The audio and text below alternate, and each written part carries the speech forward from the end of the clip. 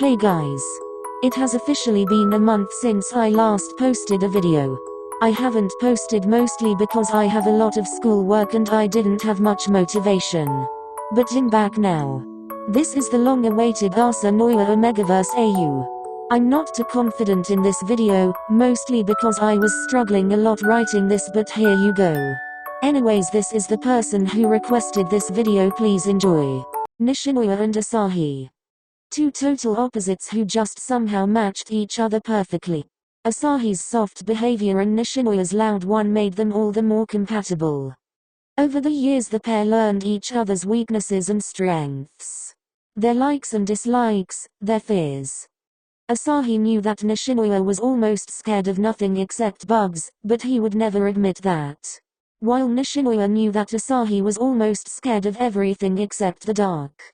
Nishinoya knew how Asahi loved sweets but hated anything spicy, while Asahi knew that Nishinoya loved savory or spicy things but hated anything too sweet. He remembers how Nishinoya didn't like sweets mostly because Nishinoya refused to eat the cake that Asahi brought him. He complained how sweets hurt his teeth and he didn't like how overly sweet the frosting was. To put it simply, Asahi and Nishinoya knew everything about each other. Or at least they thought they did. So when Nishinoya started to drift away from Asahi, Asahi didn't know what could be the cause. Did he do something? Did he forget something? He knew he had a bad memory, but surely he wouldn't forget anything too important. So why was Nishinoya ignoring him? What could he have possibly done to make the Omega upset? The alpha inside him whined at the thought of not pleasing his mate. So Asahi told himself he would do whatever he could to make the Omega happy, or at least make him forgive Asahi for whatever the alpha may have done. Day 1. Noya-kun. I made you breakfast. Before he could even show the food to the Omega ran away. Asahi sighed in defeat and ate his breakfast alone. Day 2. Asahi stood in the living room setting up Nishinoya's favorite movie. Nishinoya couldn't ignore his favorite action movie. Asahi has this in the bag. That's what he thought. And that same thought was shattered when the Omega ran past the living room and straight to the bedroom. Another fail for the alpha. Day 3. Asahi deemed that today was the day that the Omega would forgive him. He felt it in his soul that today would be the day. He had all Nishinoya's favorite meals gathered on the table. A mango-flavored candle that somewhat resembles Asahi's strong tropical scent. When he heard the front door close and small feet patter his way, he quickly got up. With his fluffy pink apron on, he greeted his husband. For the first time in days, Nishinoya looked him in the eyes. But as quickly as it happened was as quickly as it disappeared. The Omega looked away. His eyes glancing at anything and everything that wasn't his husband. Why you? I'm staying with Tanaka for a few days. Inoshita and he don't mind if I stay for a few days. Why? Did I do something wrong? The alpha's eyes flooded with tears. And no. I just missed hanging out with Ryan. We're even going to play some Smash Bros. A fond smile presented itself on Nishinoya's face. He still remembered when a teenage Tanaka and him would sneak out of practice early to talk about all the girls they liked and to play Smash Bros until their fingers were numb and their eyes burned from staring at the TV for too long. That was when they were first years and had no responsibility except to enjoy their high school life.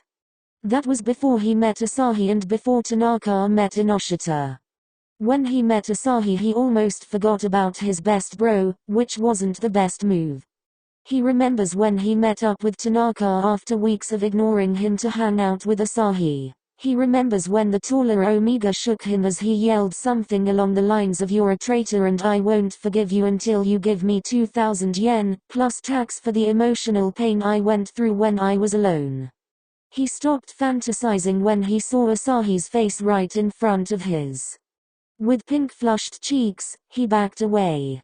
Rushing to the bedroom and packing an overnight bag. "I'll be home in a few days." Before Asahi could respond his husband was already gone. That night Asahi called up Sugar and Daichi and they all ate while Asahi whined all night. Day number 7. The days went by fast. It has been a week since Nishinoya talked to him. And no, Asahi was upset. He was fidgeting his fingers as he stared at the front door. His eyes lifted quickly when he heard the front door opening. There he was standing there in all his glory. Nishinoya looked up when he saw his husband staring right at him. Before he could open his mouth to speak he felt a body hit his. Out of instinct his arms protected his belly when a hard body pushed his body on the floor. He winced when his back hit the hardwood floor. Asahi held his husband and dug his face into the scent gland located at the back of the Omega's neck. The sweet scent of lavender hit his nose. Nishinoya felt some anger surge up throughout his body. You can't just jump at someone like that. Asahi's eyes widened at the sudden burst of anger. You could have hurt us. Us? Nishinoya's eyes widened and covered his mouth with his hand. What do you mean by us? Nishinoya didn't answer. Asahi sat up, eyes glancing all over his husband trying to search for an answer himself. His eyes stayed staring at Nishinoya's belly, which still was being protected by one hand. Are you? Before Asahi could finish his question he felt a sad aura surround the Omega. Noya, what's wrong? I'm sorry. I know you're not ready for kids. You talk so much about wanting to expand your business and I know there's so many things you want to do before you have kids. And I just... Before Nishinoya could continue Asahi pulled his husband close and placed a gentle kiss onto his lips. I would love to have kids with you. I don't care if it's now or in the future as long as it's with you I'm fine. He placed kisses all over the Omega's face. I can't wait for our baby to be born. That night was filled with tears, laughter and baby talk.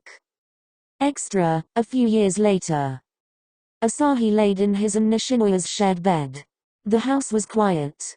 Which was shocking seeing how the house always seemed to be noisy.